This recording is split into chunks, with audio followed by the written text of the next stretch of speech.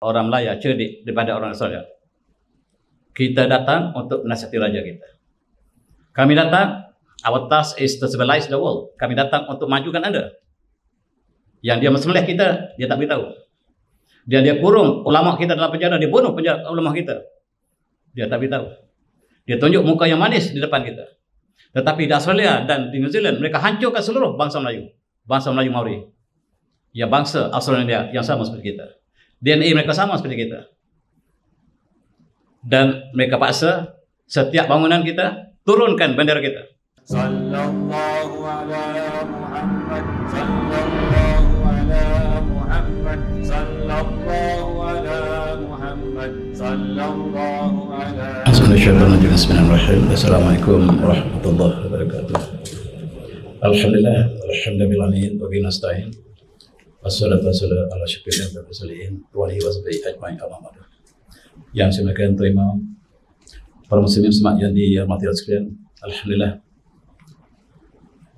Untuk ini saya untuk menyentuh tentang tajuk qaswarah, yaitu ayat dalam surah Al-Mudaththir. Kita mulakan dengan ayat surah Al-Mudaththir. A'udzu minasyaitonir rajim. Wa ma lahum an dzikrati mu'ridin kannahum humrum mustanfirah. Farat min qaswarah. Qaswarah yang saya sebutkan. Bal yuridu minhum ayyuta sufamut mudasyarah. Kalla bal la yakhafuna al-akhirah. Kalla innahu tazkirah faman syaa dzakarah. Sadaqallahul azim. Dan kenapakah mereka berpaling daripada peringatan? Seolah mereka seperti zebra yang lari, farat min qaswarah, lari daripada singa yang perkasa. Bahkan mereka ingin setiap mereka daripada mereka diberikan lembaran yang terbuka. Tidak. Kalla bal la yakhaful akhirah. Tidak, sekali-kali mereka sebenarnya tidak takut pada akhirat. Kalla innahu tazkirah.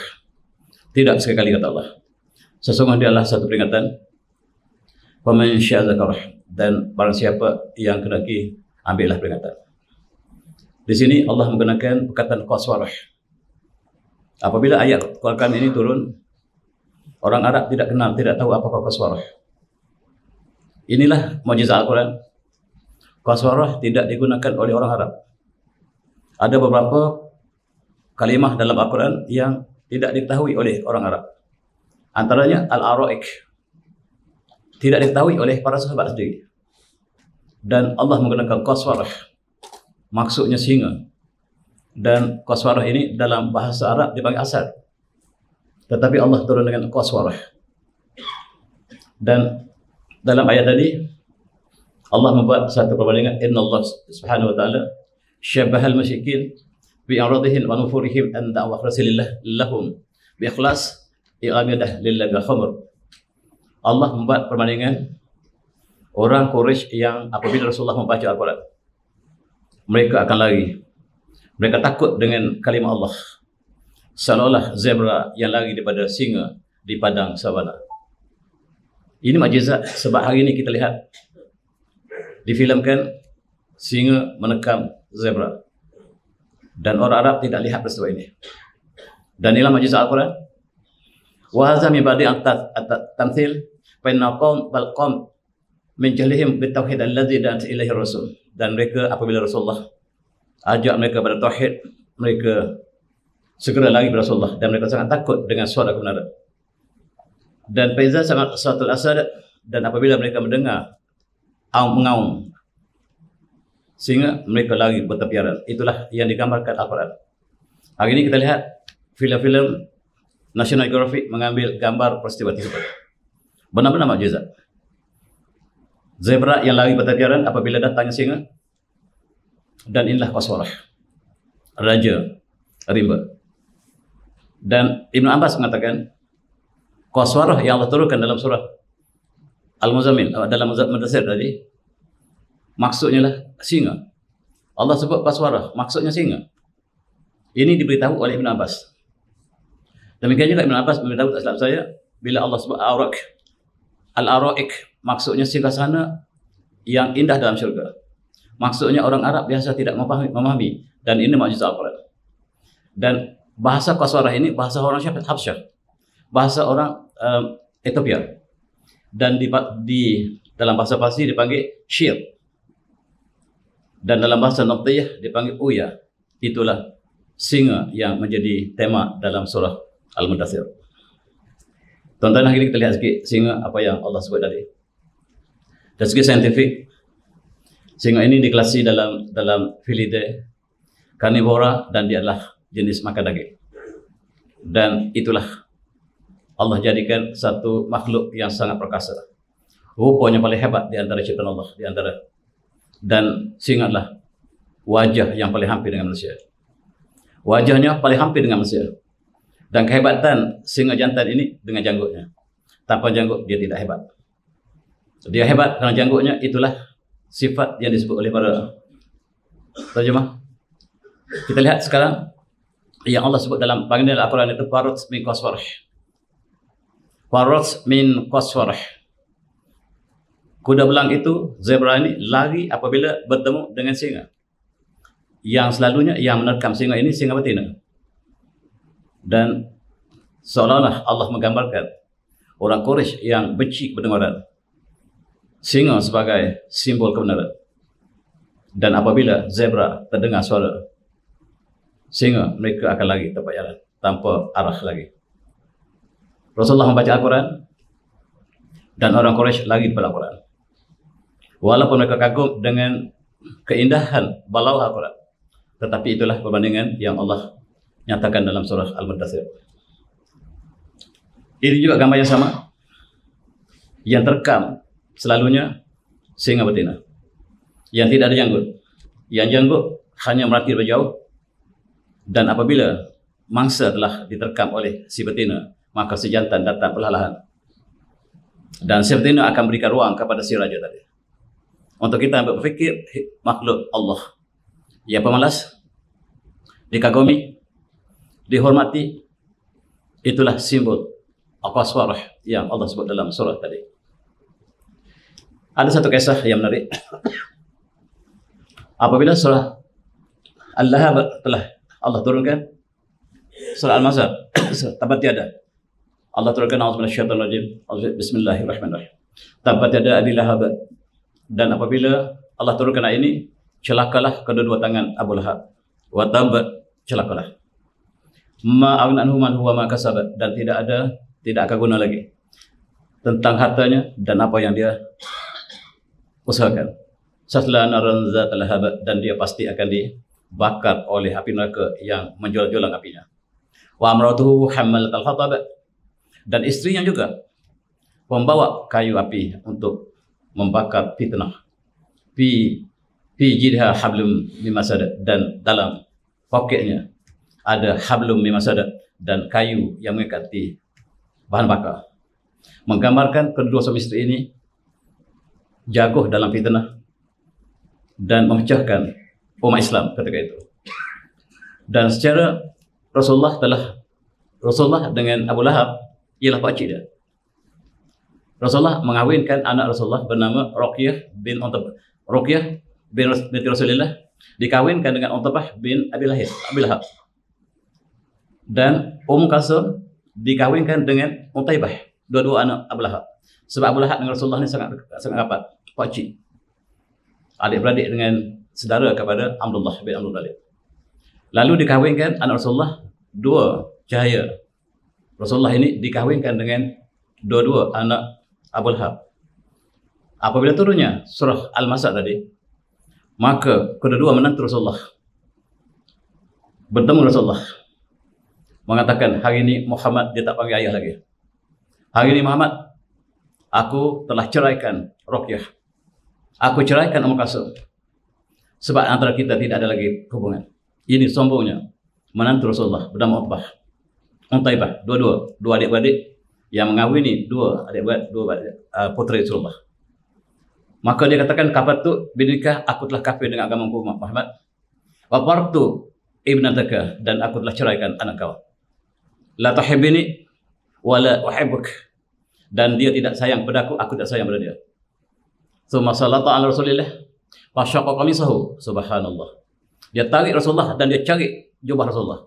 Ini ialah Utbah, menantunya sendiri. Dia melakukan kepada Rasulullah apabila turunnya ayat Al-Masad menceritakan keburukan ayahnya. Lalu Rasulullah berdoa kepada Allah, amma inni as'alullah ayyusallit alaihi kalbahu. Aku berdoa supaya anjing Allah akan menghancurkan menantunya. Rasulullah kata, saya berdoa kepada Allah, mudah-mudahan Allah akan mengutuskan anjing yang akan mengatasi menantunya ini. Itu doa Rasulullah. Kebetulannya Utbah ini ada perniagaan ke Syam. Dia telah keluar bersama dengan para sahabatnya untuk berniaga di Syam, tetapi dalam hatinya apabila Muhammad sebut, maka perkara itu akan berlaku. Sepanjang perjalanannya dia sangat takut. Kemudian sampai hampir di Syam, mereka berhenti untuk bermalam. Kata Utbah, seluruh kawan-kawannya berhimpun dan tidur mengeliling, dan dia duduk tengah-tengah, supaya kalaulah apa-apa kemalangan datang, anjing, serigala, singa datang, tentulah dia tidak akan ambil yang di tengah, ambil di tepi dulu. Memang benar, bukan itu yang berlaku. Singa malam itu, seekor singa datang, singa Allah, dan menggigit Utbah yang berada di tengah-tengah kawannya. Kawan-kawannya tidak sedar bahawa singa telah menerkam ke tengah-tengah kumpulan manusia. Dan dikatakan di sini bahawa alaihi al-asadu min bainil qaum wa khadha bi ra'si wa qadahu dawamah wa zabahu. Dan singa menggigit kepala Utbah dan menelannya. Fazabahu. Dan itulah kisah diriwayatkan oleh Imam Bahaqi. Ini hadis yang menceritakan tentang singa Allah, dan kita sentiasa berdoa supaya Allah hantarkan kilab min kilab, anjing-anjing Allah. Dan dalam konteks ini Allah mengatakan anjingnya, singa sebagai anjingnya. Singa Allah utuskan untuk menghapuskan menantu yang degil, menantu yang durjana, yang sampai hati koyak baju Rasulullah. Dan dalam satu hadis lain mengatakan sebelum dia koyak, dia ludah muka Rasulullah dulu. Walhamdulillah. Itulah menantu yang durjana. Allah menghantar singa yang perkasa ini. Dalam satu lagi konteks, Sayyidina Hamzah bin Abdul Talib juga dikenal sebagai singa Allah, simbol perjuangan. Dan ketika peperangan Uhud, dikatakan dalam sirah ini yang dikeluarkan oleh Al-Hakim, dia mengatakan Sayyidina Hamzah ketika peperangan Uhud pegang dua pedang, naik kuda, dan dia menggerakkan kudanya dengan kakinya. Pedang, tangan pegang pedang, tangan kiri pegang pedang, dan dia berjuang, berjihad sampailah syahid dalam peperangan Uhud. Ana asadullah, aku adalah singa Allah. Aku adalah singa Allah. Sayyidina Hamzah dengan keduanya, tak dapat kita bayangkan, kuda dipegang dengan kaki dan dua-dua pedang. Hebat. Dan pernah ketika mudanya Sayyidina Hamzah, ketika sebelum Islam lagi, dia keluar ke padang pasir dan balik dengan seekor singa di belakang kudanya. Dia tewaskan singa. Itulah Sayyidina Hamzah yang sangat ditakuti oleh musuh Islam, perkasa, dan dia sebut sebagai Asadullah. Di dalam peperangan Badar, ketika bertembungnya orang Quraisy, tentara Quraisy dengan tentara Rasulullah, mereka minta supaya untuk memerozah sebelum berperang, dua pasukan keluar, seorang demi seorang berperang dulu sebagai memerozah. Kata Rasulullah, apabila orang Quraisy minta lawan seorang demi seorang, kata Rasulullah, "Qum ya Ubaidah." Ubaidah adalah sepupu Rasulullah. "Wahai Ubaidah, bangkit, engkau pergi lawan Utbah." "Qum ya Hamzah," bangun ya Hamzah, lawan. "Qum ya Ali," bangun Ali. Tiga-tiga di filem mereka sekarang dalam peperangan Badar, Sayyidina Hamzah menjadi singa Allah. Dan dalam keputusannya, Ali bin Abi Thalib telah membunuh Syaibah. Hamzah bin Abi Thalib qatala Utbah. Utbah tadi dibunuh, Utbah yang lain, Utbah dibunuh oleh Hamzah. Walan tafu Utbah hikmatahu. Orang tabah ini seorang yang sangat-sangat fasih sebagai ahli agama, tapi tidak dapat melindungi daripada kehendak Allah. Dan Ubaidah wal Walid, Ubaidah dengan Al-Walid daripada Quraisy masing-masing terkena tikaman di perut. Dan Hamzah dan Ali segera membunuh Al-Walid. Dan Ubaidah diangkat ke tempat tentera Islam dan syahid. Dalam mubarazah 3 lawan 3, kedua dimenangi oleh umat Islam, dan yang satu adalah dua-dua syahid dan satu lagi terbunuh. Itulah kisah peperangan dalam peperangan Badar. Cukup mendebarkan. Tuan-tuan yang saya hormati, a'udzu billahi minasyaitonir rajim. Innallaha yuhibbul ladzina yuqatiluna fi sabilihi saffan ka'annahum bunyanun marsus. Sesungguhnya Allah mencintai mereka yang berjuang, yang berperang di jalannya dalam satu saf yang teguh seperti satu bangunan yang tersusun. Itulah peperangan yang dilakukan dalam peperangan Badar. 313 bertemu dengan 1000. Standar manusia tidak ada yang mengatakan 13 akan menang. Tetapi Allah mengadakannya sebaliknya. Umat Islam mendapat kemenangan yang hakiki dalam peperangan Badar. Dan Hamzah ialah singa Allah. Tema kita inilah singa. Dan tuan-tuan, kalau kita baca kitab yang tulis oleh Al-Ghazwani, cukup tertarik. Saya masa muda lagi cukup minat dengan buku ini. Dia menulis tentang ajaib al-makhluqat, yaitu kehidupan Allah, ciptaan Allah. Dia menciptakan keajaiban setiap haiwan yang Allah ciptakan.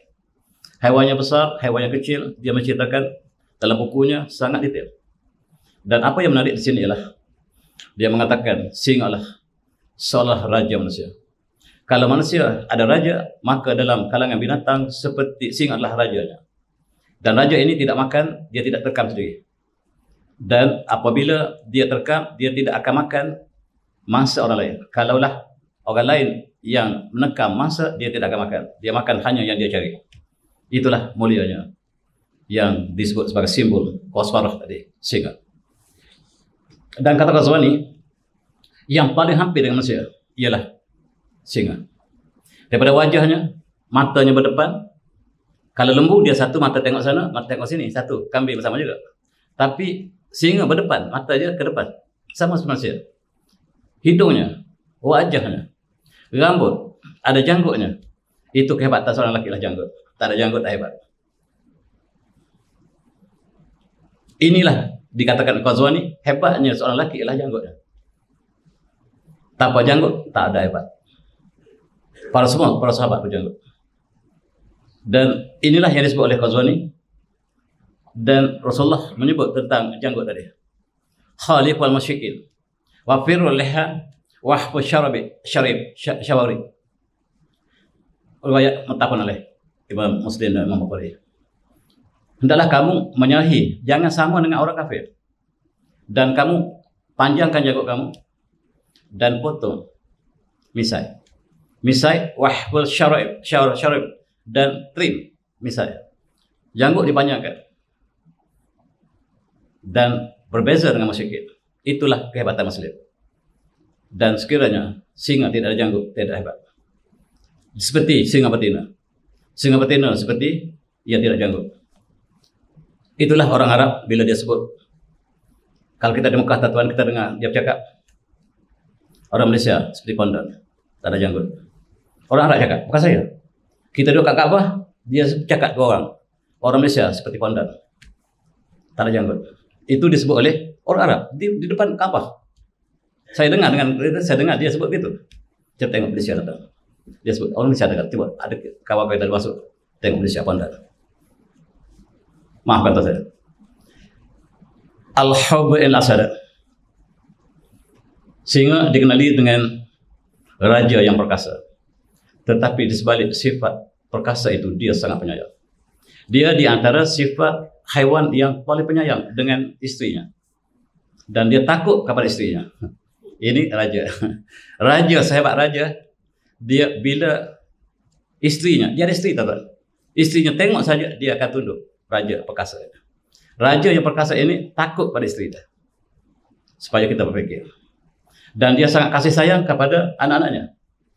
Dia bermain dengan anaknya. Dan dikatakan sifat kasih sayang di binatang tidak dapat menandingi singa yang perkasa tadi. Bila dia tunjuk kasih sayang dia dengan pasangannya, sangat-sangat romantis. Yang sukar untuk kita lihat binatang lain. Inilah sifat yang Allah suruh kita fikir, yang Allah gambarkan dalam surah tadi, untuk menggambarkan kehebatan seekor yang digambarkan dengan kebenaran. Singa lah kebenaran. Dan Allah sebut dalam surah lain, A'udzu minasyaitonir rajim, wa ma min dabbatin fil ardh wa la tayyatir bi janahihi illa umamun amsalukum. Tidak ada seekor binatang melata yang melata di atas muka bumi, tidak ada seekor burung pun yang terbang dengan dua sayapnya, illa umamun amsalukum, kecuali dia adalah umat seperti kamu juga. Ma farna fil kitab min syai' tsumma ila rabbihim yuhsyarun. Dan tidak satu pun yang kami tinggalkan dalam kitab kami, Al-Quran. Dan di akhirat nanti kamu akan dikembali kepada Allah Subhanahu. Kita lihat difilmkan The Lion King. Hebat. Menceritakan bagaimanakah peristiwa yang berlaku dalam masyarakat singa. Tuan-tuan yang menonton ini menggambarkan raja yang perkasa, anak-anak yang bernaung di bawah si ayah, pakcik yang dengki untuk mengambil tahta ayahnya. Dan berlakulah apa yang berlaku dalam filem itu. Menggambarkan kisah binatang sama seperti manusia. Dan Allah mengatakan tidak ada satu pun binatang melata, tetapi dia sama seperti kamu. Sama seperti kamu. Dan itulah masyarakat yang kita fokuskan, inilah singa. Kasih sayang dia. Dan difilmkan bagaimanakah si anak bergurau dengan si ayah yang perkasa tadi. Yang lain tak boleh dekat dengan anak dia sendiri kasih sayang. Yadhhak li'annahu yu'rafu annahu amahu, dan dia berketawa, gelak ketawa sama sebenarnya. Si ibu menggigit si anak itu bukan menggigit, tetapi itulah kasih sayang yang ditunjukkan oleh Allah. Allah campakkan kasih sayang ke hati singa perkasa terhadap si kecil. Tengok ayam, tuan-tuan. Seorang ibu bila dia sudah menetas, dia tidak makan untuk dia. Dia cari, dia bela 10 anak dia bagi makan. Dia ambil benih padi, dia bagi pada anak dia satu persatu. Dia tak makan. Seorang ibu menjaga 10 anak. Bila besar 10 anak belum pasti dapat jaga seorang ibu. Ini ialah untuk kita ambil berfikiran. Haiwan yang ditulis oleh Khazwani ialah untuk kita ambil intibar. Macam-macam sifat dalam haiwan yang semuanya ada pada manusia. Semua sifat haiwan itu Allah gambarkan pada manusia. Dan ada binatang yang mereka setia suami isteri seperti gagak. Gagak bila mereka sudah ada pasangan, mereka tidak akan berpisah lagi selama-lamanya. Sekiranya si betina meninggal mati, si jantan tak akan kahwin lagi. Dia akan bersedih sampailah dia juga mati. Itu gagak. Ada juga yang sebaliknya. Dan berbagai-bagai sifat binatang ini untuk kita ambil iktibar. Dan itulah ditulis oleh Khazwani dengan panjang lebar. Tengok, terlihat warahmati wasi'at kulla syai'. Si gajah, si raja yang perkasa ini dengan anaknya dia sangat lemah lembut. Dengan istrinya dia sangat lemah lembut. Tetapi dengan haiwan lain dia perkasa. Itulah simbol singa qaswarah yang apabila humurun mustanfirah min qaswarah, dan zebra lagi bertepiaran bila melihat qaswarah. Kita lihat inilah sebahagian daripada kehidupan. Dan kita lihat si ayah akan menggigit anaknya, bukan dia makan. Kasih sayang. Kucing dia bawa anak dia digigit, bukan dia makan. Tetapi itulah cara Allah berikan dia untuk bawa anaknya ke tempat-tempat. Dan apabila kita melihat peristiwa itu, maka Allah sebut patabayan adalah kita selidiki apakah sebenarnya hakikat daripada peristiwa yang kita dengar. Lidah singa seperti kucing, sangat-sangat bersih. Di tengah-tengah lidah dia ada banyak unjuran ini yang dia membersihkan dirinya. Singa sangat bersih, seperti kucing. Dan itulah kehidupan raja perkasa itu. Dan dia adalah, kita sangka singa paling hebat, tetapi dia kalah dengan harimau. Harimau dalam satu peristiwa, dalam satu zoo, kandang harimau terlepas. Rimau masuk dalam kandang singa. Singa mati. Ini terjadi di Turki pada tahun 2014. Mereka sangka singa lah yang paling perkasa. Tidak, dia takut pada harimau. Harimau ialah simbol Malaya. Begitu juga dengan wolf. Sehebat-hebat singa, dia dijadikan manusia dalam sirkus. Tetapi serigala tak pernah dijadikan sebagai alat dalam sirkus. Itu kelebihan serigala. Kalau kita perhatikan. Kalau dulu kita pergi tengok zoo harimau, singa dalam zoo. Sekarang zoo harimau tengok kita. Sekarang telah terbalik sama sekali. Dalam safari, singa tengok kita. Untuk kita fikir. Dulu kita pergi ke zoo tengok singa. Sekarang zoo yang tengok kita. Singa yang tengok kita. Ini paradoks. Untuk kita berfikir, boleh bertukar satu masa yang singa dimasuk dalam zoo, sekarang kita yang masuk dalam zoo. Manusia moden masuk dalam zoo. Singa bebas.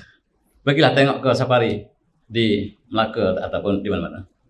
Tuan-tuan yang saya hormati, satu lagi sifat penjajah kita seperti singa. Penjajah kita seperti singa, seperti haiwan di hutan. Mereka masing-masing untuk merebut tanah jajahan dan kita bola merdeka. Ini sebab saya bawa tajuk singa. Kita bola merdeka dan penjajah apabila jatuh di Kerajaan Osmania, mereka bertindak seperti haiwan kandas. England membentuk satu syarikat East India Company. Simbolnya singa yang perkasa. Dan tuan-tuan, mereka menggunakan kapitalisme, perniagaan dengan kapitalis. Mereka membentuk satu kuasa ekonomi besar dan mereka menjajah. British berniaga dan menjajah kita. Kita terjajah. Singapura dibayar kepada Sultan Husain asalnya untuk menyewa di Teluk Belanga, tetapi Sultan Abdul Rahman Ma'azam tidak benarkan. Dia pergi pada Temenggung. Temenggung benarkan sewa satu tempat yang kecil. Dan apabila dia bertapak di Singapura, dia menggunakan kolonial kapitalisme ini untuk menghancurkan Melayu. Dia jatuhkan Sultan Abdul Rahman Ma'azam di Lingga. Dia angkat Sultan Husain. Dan Raja Husain memberikan Singapura kepada Raffles. Dan lepas mendapat Singapura, dia jatuhkan Sultan Husain. Raja Husain dihalau keluar ke Melaka. Dan menyesal Raja Husain, kalau saya tahu bahawa British menipu, saya tidak akan beri benarkan dia untuk sewa tanah di Teluk Belanga. Sekarang Singapura dapat kepada Raffles. Itu cara mereka menggunakan singa sebagai asas. Simbol mereka. Tuan-tuan, di Eropah mereka berperang. Perancis berperang dengan British. British dengan Holland, dengan Belanda. Belanda dengan Spanyol. Spanyol dengan Portugal. Mereka nak rebut tanah jajahan kita. Akhirnya kita terjajah. Ini ibarat Barat datang untuk menghancurkan kita. Mereka berperang di Eropah. Perancis dengan England tak berbaik sampai sekarang. Kalau kita pergi ke Perancis, kita bercakap bahasa Inggeris, kita tak akan layak. Jangan bercakap bahasa Inggeris di Perancis. Dan orang Perancis tak akan bercakap bahasa Inggeris di England. Mereka masih ada sentimen peperangan sebab mereka ingin menjadi raja dan untuk menjajah tanah yang paling luas. Dan mereka sebagai gangster dunia, tuan-tuan. Seperti ini. Siapa yang kuat dia akan menang. Survival of life. Dan inilah yang diciptakan oleh British. Mereka sebut sebagai survival of life. Yang kuat makan yang lemah. Apabila kijang dimakan oleh singa, itu ialah hukum Allah. Tak boleh dibawa mahkamah.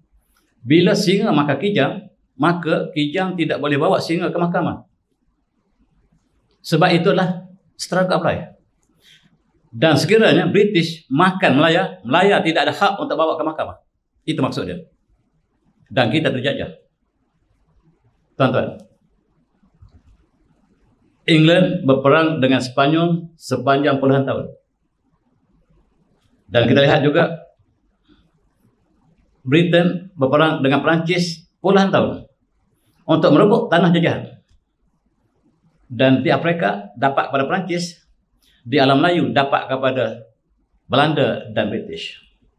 Dan Perancis paksa ditolak ke Vietnam. Mereka tidak boleh bersama. Mereka seperti haiwan ganas. Dan mereka menjajah kita. Seperti ini. Peperangan terakhir ialah peperangan Waterloo di antara British dengan Perancis. Dan Perancis yang tak pernah kalah. British hanya sebesar Sabah dan Sarawak kalah pada Perancis yang perkasa. Dan akhirnya Perancis akur bahawa Raja Rimba ialah British. British bermerajalela. Akhir sekali British yang menang. Perancis hanya dapat tanah di Afrika, di Vietnam, sedikit di Madagascar, tetapi British menguasai seluruhnya. Separuh dunia dikuasai oleh British, termasuk negara kita. Belanda juga mendapat sedikit daripada Pulau Melayu di Indonesia, mendapat sedikit di Amerika Selatan dan Afrika Selatan. Itu saja dapat oleh Belanda. Tuan-tuan, Spanyol juga dapat sebahagian, tetapi British kawal seluruh dunia. Ini dia. British yang kecil tadi hanya sebesar Sabah Sarawak. Size doesn't matter. Tetapi ini yang harus kita pelajari. Satu bangsa penjajah ini, bangsa yang paling jahat di Eropah ini, namanya British. Dia menunjukkan sifat baiknya kepada musuh.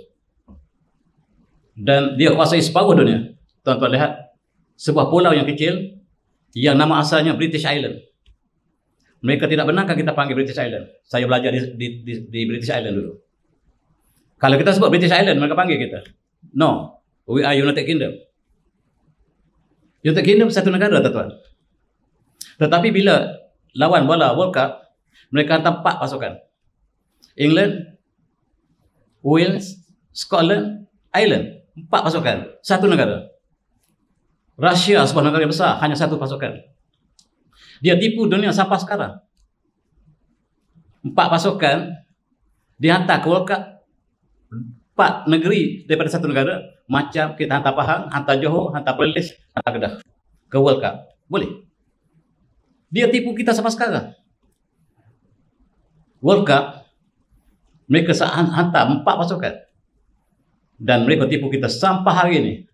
Kalau sekarang mereka tipu kita, apatah lagi dulu. Ini untuk kita ambil tibar yang ditunjukkan oleh sifat singa yang perkasa tadi. Ini jajahan takluk British. Dunia yang mengkaji tentang penjajahan heran dengan bangsa ini. Bangsa yang kecil negaranya, penduduknya tidak ramai, tetapi kuasai seluruh dunia. Dan dia adalah simbol harimau yang perkasa. Kalau harimau tadi simbol kebenaran, tetapi dalam konteks penjajahan, dia simbol kezaliman. Kita lihat bagaimanakah mereka menggunakan wangnya banyak dalam perniagaan dan mereka menjajah. Kita lihat mereka, Queen Elizabeth yang pertama telah mengutus pelanu-pelanu mereka yang terkenal untuk merampas harta dunia. Dan kita masih puji dalam sejarah kita hari ini. Kita lihat apa yang mereka sampaikan ke Australia.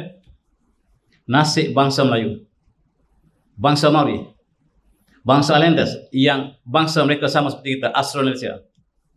Mereka DNA Melayu. British datang, bunuh mereka, selesai. Dan kuasai bumi Melayu yang bernama Australia sekarang. New Zealand, bumi Melayu. Mereka datang, bunuh, selesai.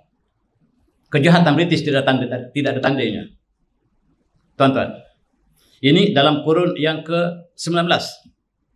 Mereka membawa kepala orang Melayu, Maori, dipertontonkan pada dunia bahawa kami boleh kuasai seluruh dunia. Mereka membawa kepala orang tempatan. Dan apabila mereka sampai di Australia, sampai kurun yang ke-20, mereka masih memperhambakan manusia lagi. Manusia di Papua Nugini, di alam Melayu, mereka kumpulkan dan dijadikan hamba tebusan. Dan mereka membunuh begitu ramai. Tetapi sejarah ini mereka tidak bertulis. Mari kita kenal bila kita menyambut bulan kemerdekaan, bagaimana perjuangan orang terdahulu. Mereka jadikan haiwan ini, manusia di alam Melayu ini sebagai haiwan. Mereka menghantar intelektual mereka untuk menghina kita. Dan mereka datang menulis sejarah negara kita. Tuan-tuan yang saya hormati, sekarang orang Maori telah sedar Orang Maori di New Zealand telah sedar negara mereka dirampas.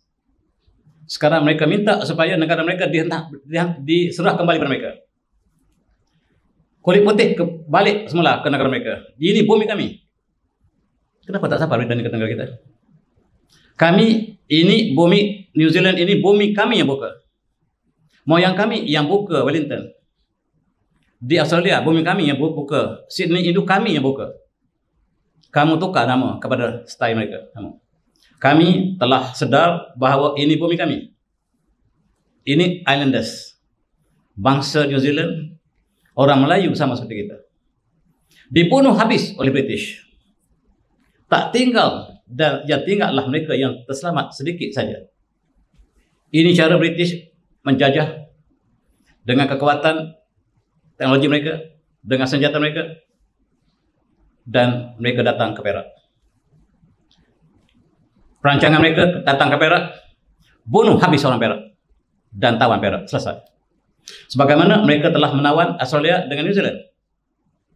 Dan orang Perak mesti dihapuskan. Tetapi bila sampai ke Perak, Perak ada senjata yang canggih. Meriam Perak lebih besar daripada mereka. Nanti kita jangan guna plan A. Plan A kita pergi, kita bunuh. Dan kita ambil negara mereka. Itu plan A. Plan B, kita datang untuk meniaga. Kita datang untuk sewa tanah mereka. Kita sewa pelapinan. Mereka berjumpa dengan Sultan Kedah. Wahai tuanku, sudilah kami untuk berniaga di Tanjung.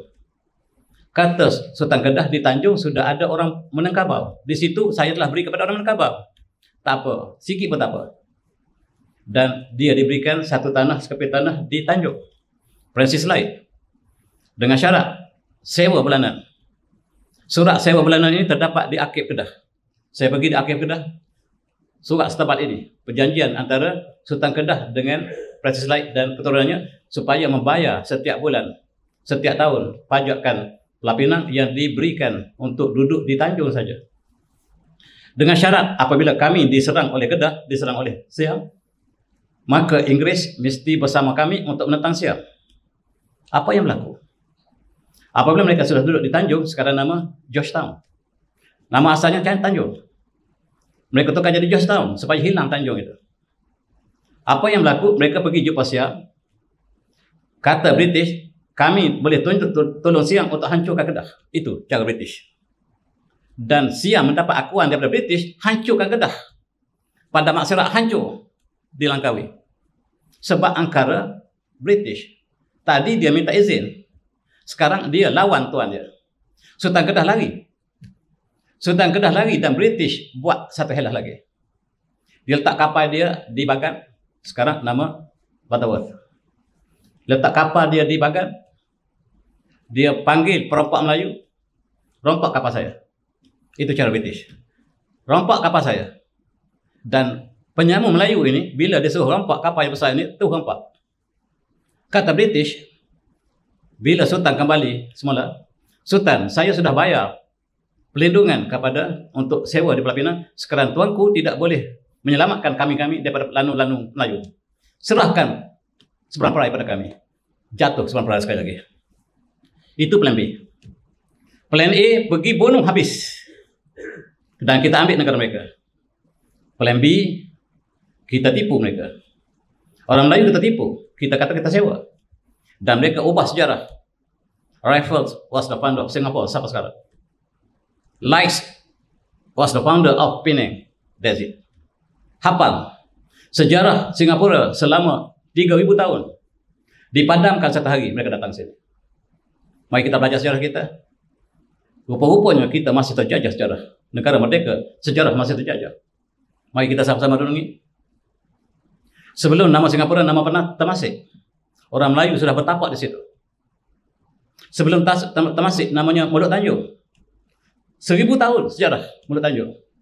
Sebelum Mulut Tanjung, namanya Pulau Hujung. 4,000 tahun sejarah Singapura. Ketika Mulut Tanjung, England belum ada. England belum wujud ketika kita nama Mulut Tanjung. Orang Singapura tak tahu dia nama Mulut Tanjung dulu. Orang Melayu tak tahu Mulut Tanjung dulu. Sebab dia hanya baca sejarah British. Dan British kata, Singapura dibuka oleh Raffles. Kamu hafal sampai hari ini. Habis anak kita pemikiran anak-anak kita dijajah dalam sejarah sampai hari ini. Tuan-tuan, mari kita bincang sikit pada pagi kita menyambut kemerdekaan ini. Kita akan sambut kemerdekaan insyaAllah dalam seminggu lagi. Dan negara kita apakah sudah benar-benar merdeka? Apakah dimaksud kemerdekaan? Malaya ialah negara yang tercantik yang pernah ditemui oleh British. British mengatakan ini syurga, paradise. Ini taste of paradise. Kelapa kita, coconut, dia panggil taste of paradise sampai sekarang. Dan inilah bumi yang paling cantik yang kami temui. Malaya. Bumi yang paling kaya, Malaya. Bumi yang paling indah, Malaya. Ini bunga syurga. British buat balik contoh ini ke England. Beritahu ini syurga yang kami temui. Namanya flower of paradise. Ini bunga syurga. Dan ini ialah burung syurga. Namanya cendrawasih. Tidak ada tempat lain. Hanya ada dalam Melayu. Ini burung yang paling cantik, burung syurga. Mereka panggil birds of paradise. Dalam bahasa Perancis, toy de sol. Dalam bahasa Perancis, toy de sol. Dan ini digambarkan di syurga nanti yang terdapat dalam syurga, sebab orang Barat, orang Kristian mengatakan syurga di atas bumi. Umat Islam kita tidak demikian. Syurga alam gaib yang belum kita sampai. Tetapi orang Kristian mengatakan dalam kitab mereka syurga di Allah atas bumi. Mereka cari syurga, mereka temui syurga kita. Malaya ialah syurga. Dan mereka masih menganggap kita adalah syurga. Mereka sebut kita adalah semenanjung emas. Dan emas cukup banyak negara kita. Gold mining in Malaysia sampai sekarang. Kita ada 5 batch jalur emas yang belum terusik. Sebahagian besarnya. British datang ambil emas banyak-banyak di gold emas. Sekarang kita panggil Gemas. Dia buat jalan kereta api bercabang di Gemas. Di situ pusat emas. Orang Melayu sampai sekarang tak tahu. TV3 buat satu rancangan di Gemas. Rupa-rupanya ada satu terowong daripada Gemas sampai ke Gunung Ledang. Jalan emas di bawahnya. Portugis datang ambil emas banyak-banyaknya daripada Gemas. Lepas Portugis datang Belanda, pungut emas banyak-banyak. Orang Melayu tak tahu. British datang, pungut emas banyak-banyak di Gemas. Kemudian Jepun datang, pungut emas banyak-banyak balik ke Jepun. Tetapi bila sampai di Kuantan, mereka kalah. Mereka tinggal emas di Kuantan. Sekarang orang Kuantan cari di mana Jepun letak emas yang diambil daripada Gemas. Orang Melayu sekarang tak tahu lagi. Orang Melayu tak tahu sekarang pun tak tahu lagi emas yang banyak di Gemas. Namanya gold emas. Tuan-tuan, ini emas kita. Ada 5 jalur di tengah-tengah. Bukan kita tahu, orang lain beritahu. Dan kita ada emas yang banyak. Ketika British, mereka kaya raya sebab emas kita. Dan kita tidak pernah dapat harga emas kita. Orang lain yang ambil emas kita. Berebut-rebut penjajah untuk ambil datang ke Melaya untuk dapatkan emas. Dan mereka kaya raya. Sekarang pun yang mereka tinggal masih ada di penjuru. Tuan-tuan pergi tengoklah. Emas yang masih tertinggal, yang lepas mereka ambil berapa banyak. Emas inilah mereka membina negara mereka. Mereka datang negara kita. Kami mahukan menjajah Melaya. Di Australia dengan New Zealand, kami hapuskan seluruh penduduk asal. Melaya tak boleh. Orang Melaya cerdik daripada orang Australia. Kita datang untuk menasihati raja kita. Kami datang, our task is to civilize the world. Kami datang untuk majukan anda. Yang dia mesmeleh kita, dia tak beritahu. Dia kurung ulama kita dalam penjara, dia bunuh ulama kita. Dia tak beritahu. Dia tunjuk muka yang manis di depan kita. Tetapi di Australia dan di New Zealand, mereka hancurkan seluruh bangsa Melayu. Bangsa Melayu Maori. Ya bangsa Australia yang sama seperti kita. DNA mereka sama seperti kita. Dan mereka paksa setiap bangunan kita, turunkan bendera kita.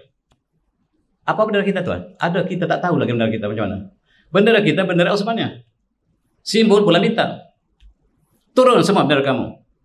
Dan naikkan bendera salib. Ini bendera salib. Mereka panggil Union Jack. Kita panggil bendera salib. Ulama kita panggil bendera salib. Dan tentera kita yang bekerja dengan British bawa tentera salib. Pegang bendera salib sampai mati.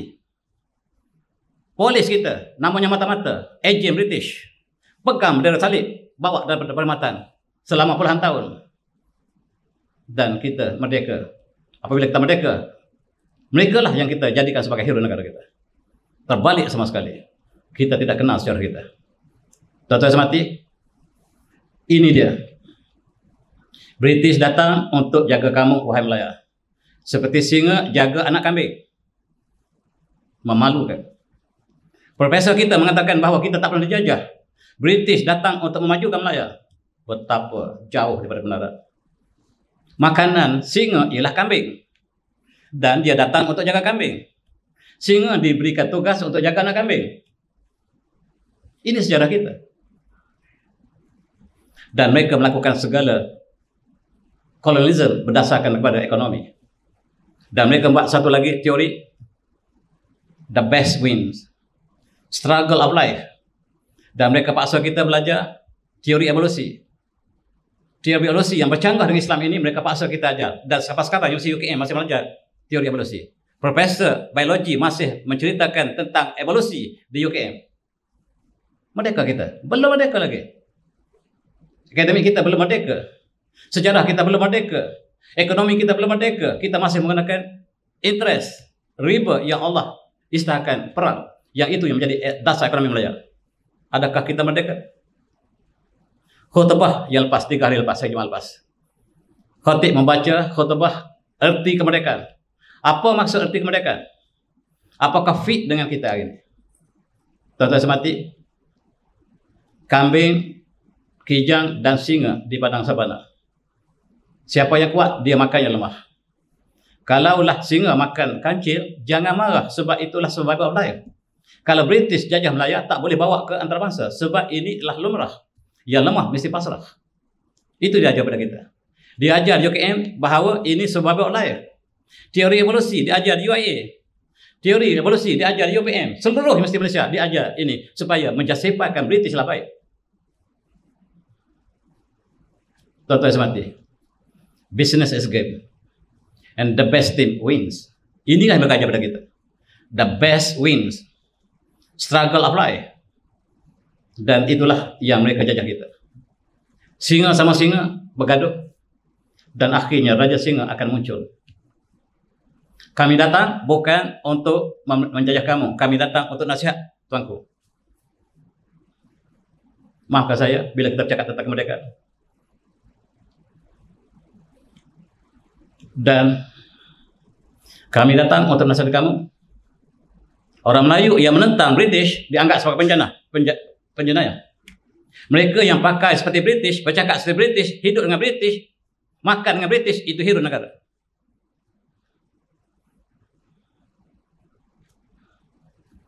Ini nasib orang Melayu.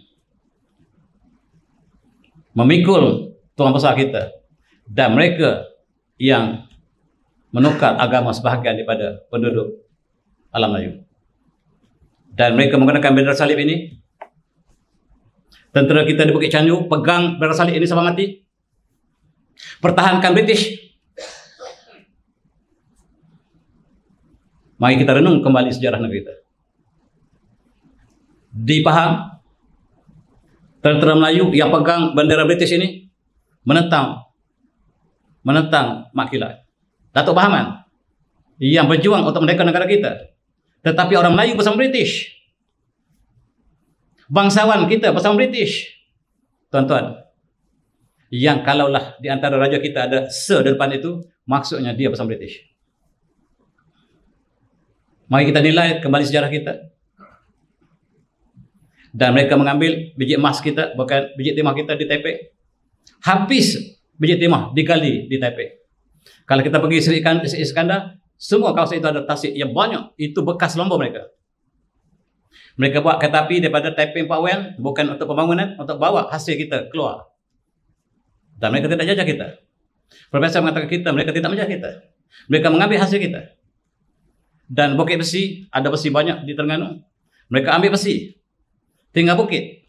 Sekarang tinggal bukit besi tak ada lagi. Ini nasib kita. Di Raub mereka kau semua emas yang ada di Raub. Mereka buat jalan raya London, Birmingham, M40. Ini emas kita. Ini getah kita. Masa saya belajar kat sana, tuan-tuan, saya bayar 2 orang British untuk jaga rumah. Saya tak ada duit, tapi saya nak jadikan dia sebab dia hina kita dulu. Kita bayar dia supaya dia jaga rumah kita. Kita sewa rumah dengan kawan-kawan, kita sewa, so kita gaji dia, suruh dia jadi orang gaji kita. Kita nak balik semula supaya kita rasa sedap. Kawan-kawan kita dengan kita bongkok duit, bayar gaji masalah dua orang. Malas. Bila dia musim buruk, bukan dia sapah, dia ambil kayu, dia tikam satu daun, satu dia masuk dalam bekas. Dia tikam satu lagi. Pemalas. Masa dulu dia hinakan kita. Sekarang pelajar Malaysia hinakan dia di England. Dia ambil uang kita untuk buat motorway dia. Kita panggil highway, dia panggil motorway. Tuan-tuan, London Bridge itu dibuat daripada timah Taiping. Westminster House itu rumah parlimen mereka dibuat daripada besi Bukit Dungun. M4 motorway dibuat daripada raut gold mines, daripada emas raut. Madam Tussauds dibuat daripada Melayan rubber. Habis harta kita dibuat singgah. London University dibuat daripada Melayan forest. Habis harta kita. Dan profesor terbaik kita kata kita tidak pernah dijajah. Termakan dalam tulisan mereka. Sampai hari ini. Ini mahkota mereka. Yang mereka curi daripada kita. Mahkota ini, bilalah disiarkan bahawa ini, semua negara dunia mengatakan ini mahkota kami. India kata kami punya. Afrika kata kami punya. Yang sebenarnya diambil daripada Granada. Ketika khalifah kita jatuh, dia telah rampas mahkota terbaik ini. Dan dijadikan sebagai mahkota diraja British. Dia ambil daripada Khalifah Muhammad bin Ismail Granada, Granada. Dan inilah boleh orang Islam boleh sebut satu-satu diamond yang terbaik ini. Yang mereka rampas. Bila mereka masuk ke Pahang, ke Perak, mereka rampas mahkota Sultan Perak. Bawa balik ke England. Itu sebab Maharaja bangkit menentang Bush. Sebab memperhina umat Islam. Memperhina raja kita. Diambil mahkota Perak, dibawa balik ke England. Gadis-gadis Perak diperkosa. Dan orang Melayu bersama British. Tuan-tuan, kita lihat profesor kita mengatakan kita tidak pernah dijajah oleh British. British buat di Buckingham Palace. Tuan-tuan melawat Buckingham Palace sekarang. Dia ada 10, ada 100 tiang. Setiap tiang ini maksudnya negara yang dijajah. Mereka ada 100 buah negara dijajah. Dan salah satu tiangnya namanya Malay State, Tanah Melayu. Tanah Melayu lah negara yang kami jajah, kata British. Kepada orang Melayu dia kata kami datang tidak jajah kamu, kami datang untuk berkawan. Kena tipu hidup-hidup sampai sekarang. Negara sudah merdeka, tapi sejarah masih terjajah. Buckingham Palace mengatakan, menunjukkan bahawa Malay State ialah negara terjajah. Tuan-tuan, kalau kita tak pernah dijajah, buat apa kita merdeka? Merdeka. Tak perlu merdeka. Sebab kita tak pernah dijajah. Kita merdeka maksudnya kita dijajah. Sangat mudah, tapi profesor kita tidak boleh faham. Tuan-tuan, bila kita telah merdeka, dia letak kita di bawah negara Commonwealth. Apa maksud Commonwealth? Commonwealth lah negara-negara bekas jajahan British. Jelas. Profesor kita tak belajar. Dan kita diletakkan di bawah Commonwealth. Mereka rampas harta kita. Mereka sebut kita negara kaya. Commonwealth, sama-sama kaya. Mereka hina kita sekali lagi. Dan saya ada satu cerita untuk tuan-tuan, untuk sebagai renungan. Satu malam, satu kampung ada 100 buah rumah. Dirompak oleh perompak. Pagi esok gempa, 100 rumah jadi rompak tadi. Mereka menubuhkan persatuan rumah-rumah dirompak. Dalam bahasa Inggeris dipanggil Commonwealth. Negara-negara rumah yang dirompak 100 rumah. Dalam bahasa Inggeris dipanggil Commonwealth. Kita salah daripada anggotanya. Rumah yang dirompak. Dan kita tak resmikan persatuan ini. Kita berpanggil siapakah yang akan bakal meresmikan persatuan rumah dirompak. Kita panggil perompak mana tadi. Bila kita ada sukan Commonwealth di Bukit Jalil, sukan Commonwealth ialah sukan bekas negara yang dijajah. Sepatutnya kita malu. Tetapi kita bangga sebab kita dapat laksanakan satu sukan kedua terbesar dunia. Bila berbaris malam itu, tuan-tuan, 80 buah negara berbaris di Bukit Jalil. Simbol 80 negara dijajah. Saya menangis malam itu. Setahu saya, hanya saya seorang menangis malam itu, mengenangkan betapa hinanya kita dijajah. Tetapi seluruh rakyat Malaysia bergembira sebab Sukan Commonwealth kita dapat peringkat emas. Dan saya menangis sampai hari ini. Saya tak sama dengan tuan-tuan. Dan kita berharap ketika Commonwealth, maksudnya kita bersama meraihkan penjajahan kita. Maka saya dan kita jemput perompak malam tadi untuk resmikan. Sudah tahu rumah-rumah jadi rompak. Rumah-rumah dirompak, kita panggil untuk resmikan rumah-rumah yang dirompak. Kita panggil perompak untuk meresmikannya. Itu sejarah. Yang generasi akan datang akan gelak kita.